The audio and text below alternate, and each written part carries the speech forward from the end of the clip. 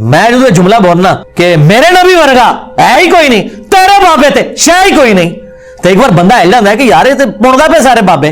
फिर जो मेरे को पूछते हैं, मैं कहना हाँ यार देख भाई बुखारी मुस्लिम है कि अल्लाह के नबी कह रहे हैं कि मेरी बेटी फातिमा मेरे माल जो कुछ लैनी मेरे को लै लै, जे अल्लाह के हजूर तेनू अल्लाह ने पकड़ लिया तो मैं छुड़ा नहीं सकता।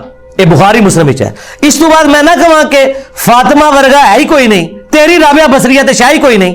तुसी तो कहते हो कि साडे बाबे जिहड़े सारे मुरीदां नूं जन्नत च लैके जाणगे ते हुजूर ते फातिमा नूं कह रहे हैं और सुनाया तुहानूं सी।